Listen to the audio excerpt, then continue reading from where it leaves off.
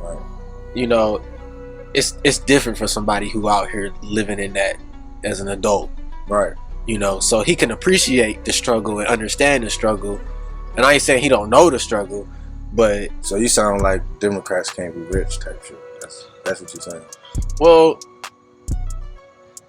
I guess how we trying to get people to understand Black Lives Matter, like, they're not really, you can understand, like, but you never really, you cannot, how you know how, like, you can understand something, but you can't feel it, like, if that's a good example, like, no, I feel that. So, you know, it helps though, and we can't take nothing from that because we need that, but Dude, I just needed my basketball. This is another thing too, while we on that topic too, like different, you know, it seems like, I got into an argument with my dad this past weekend. Mind you, I'm a Patriot fan, long life. I was actually supporting Lamar Jackson because my dad is a big Mahomes fan. You know, they had the big game that just came out, right? Yeah. And he wasn't saying anything about Lamar's game. He was talking about how bad, or how he looked like he came off out of San Quentin or something. He was saying like the same shit that most white media say. Mind you, he's black, my dad black, and so what I'm saying is, we look at each other, or we can, you know what I'm saying, we look at each other and like, we still expect each other to be white, or want to be white. Are we past, as black people, of wanting to be white? Like, do I have to be like, I have to talk a certain way in order for them to accept me, or I have to make commercial music to be a certain way? Have rap not taken over? Well, I found myself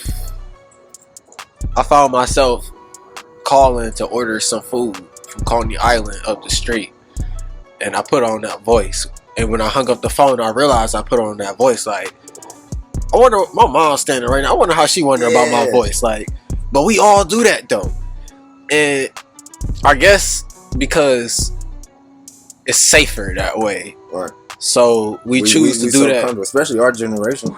Do you think we pass it? Do you think Lamar Jackson got to cut his Travis Scott braids and get rid of his Southern accent? No. In order to, like, you know what I'm saying, like T.I. I feel like Lamar needs to just focus on the thing that make him happy and be great at that. MVP shit, you know what I'm saying? That's what it is. So I'm not, like I said, I'm not a Baltimore Raven fan, but I'll be damned, because you know how they gave Mahomes the $500,000, even though, because he won a championship. He's a great player. I'm not shitting on him, but let's not act like he not getting the Drake, Stephen Curry treatment. Oh, he is. I'll be watching sports shows. Like, I was watching First Take specifically, and every time I hear them talk about him, especially Max, it just be like, Mahomes is in a different class. He's like Aaron Rodgers and Brett Favre combined together and all that, blah, blah, blah, and I'm he like, do kind of look like Favre and Rodgers together on some real shit. Loud, so that would be hypocritical. But what I'm saying is, I just find it interesting that so often we tend to hate on each other and we think that we have to be white. You know what I'm saying? Like, do we got to keep pretending to be white, like your situation with the Coney Island? And do we have to still want to be white? Can we feel comfortable to be like, hey, this is going, you know what I'm saying? I'm going to be black, unapologetically black at every phase of my life. Because it's not like you can't communicate. Well, you know?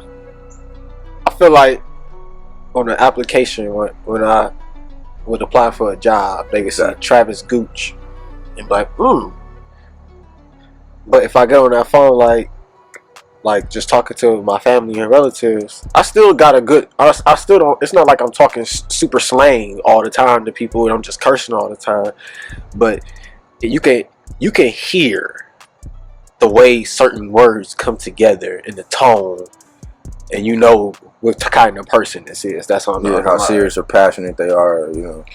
So I found myself to be like really calm, but my verbiage was key. You know, if I used any slang, I feel like people in that type of moment like are gonna judge me. You do feel like that? I do feel like they gonna judge me. But this is the thing too. When, say for instance, you around all white people, do you feel entitled to not use slang?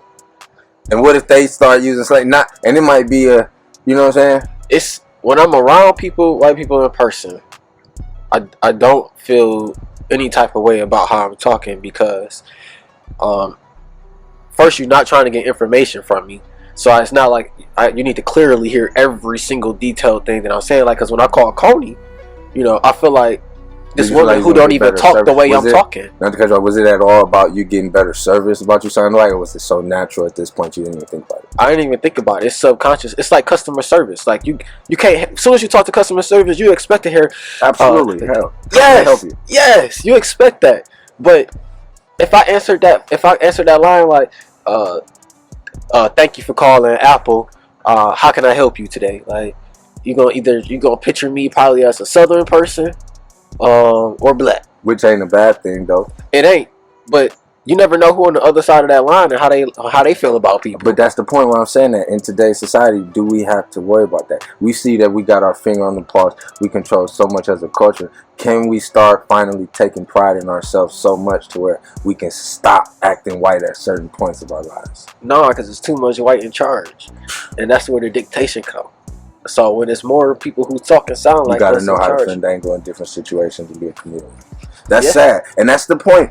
Just to see, you see where I'm going, just to see this one day that we don't have to do that. But your point is the realization of how it is, and I do the same thing. You know what I'm saying? You got to know how to move in different situations, and that is sad. But I don't blame the people who never had the luxury of learning how to be a chameleon, or had the experience to go in those situations. So when they go around different people, they all out of order. Yeah. They they don't know that they not. Yeah, that everybody in this room is looking at you like, what's up with this guy? Which is right, and that's a deep thing, man. But I do believe that it is racial, and like you said, it's too much white in charge, and we got to change that in order for a person could. Because I think that if you go to a job interview, I bet bread that if you get every black motherfucker, show black motherfuckers at job interviews, we be trying to sound the whitest. Yes, and I think it might rub the white person the wrong way.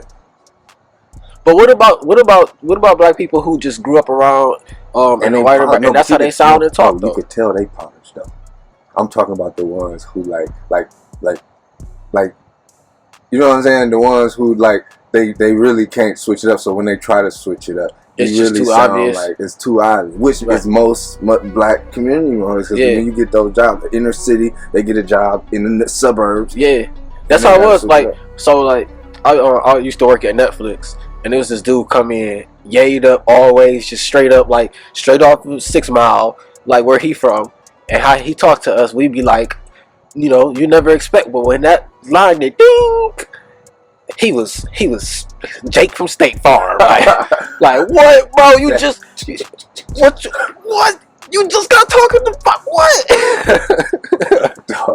that it take expertise, man.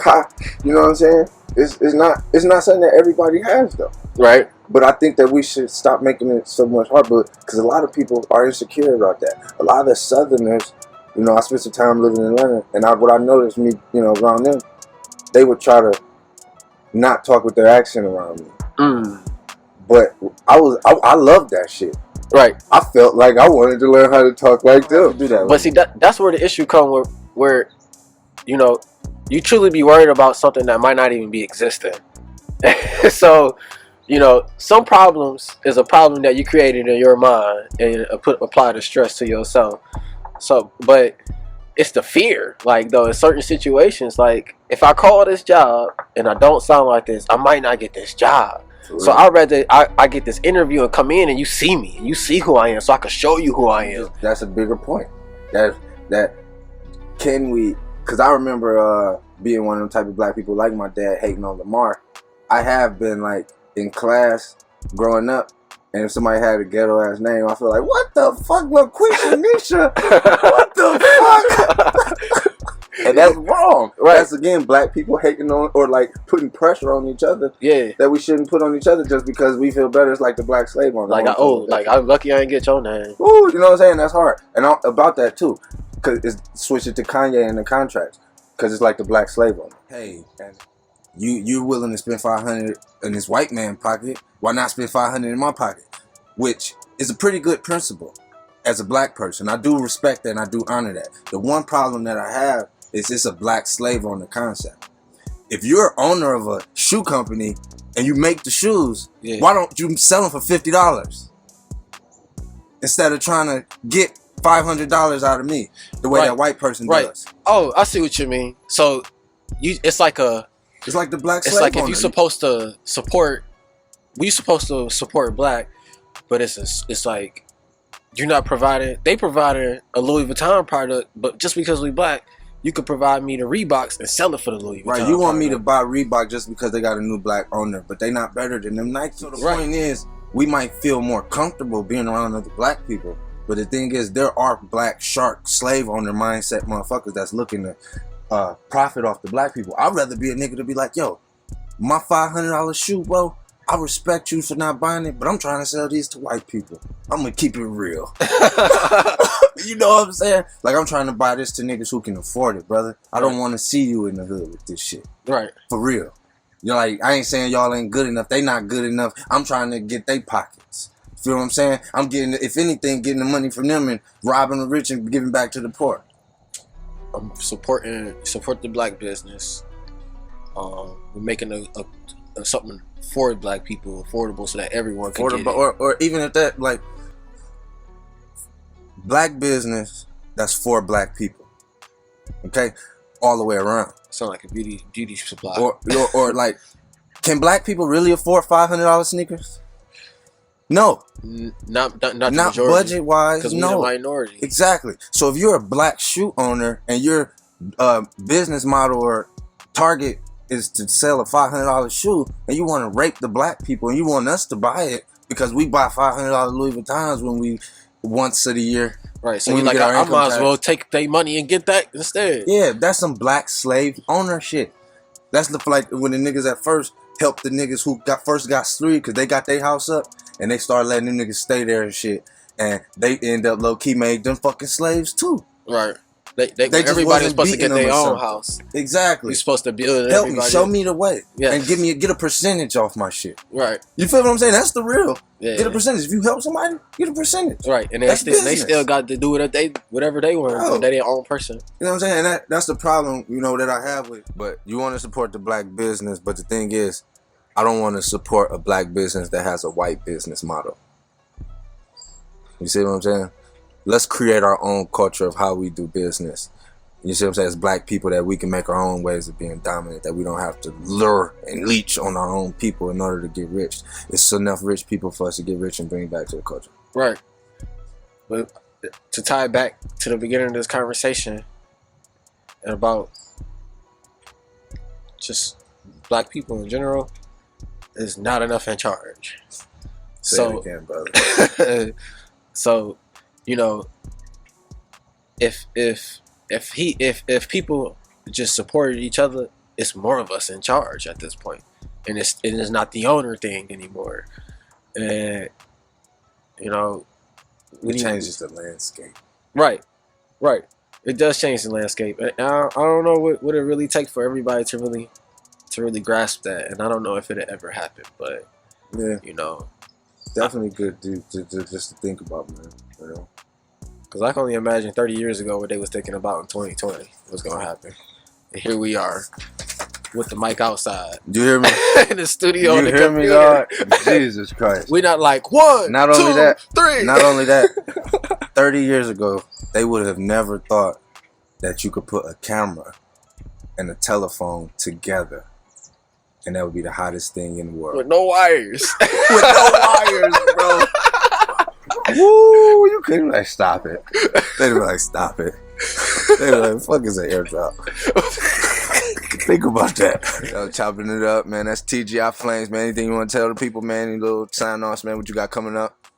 Man, I know you've been. When the Sada coming, man? When the Sada video coming, man? So, I don't know when the Sada video is dropping officially just yet, but I do hear that it's a big plan in the works in order how they're gonna roll it out. Okay. So the way they approached me was completely professional. So I gotta respect their opinion and what they're doing. Yeah, man. But you're doing big things, man. The minute that I was able even to post a piece of that to show that I helped you with that, it was, man, my shit was going up. So I can only imagine how your shit really, like, you know what I'm saying? But stay focused, man. Stay at it, man. And like I said, like the whole conversation, man, black people help each other. If it's any way anyone, the audience, anybody listening want to tap in at TGIFlamez. You see it at the bottom, at TGIFlamez, man.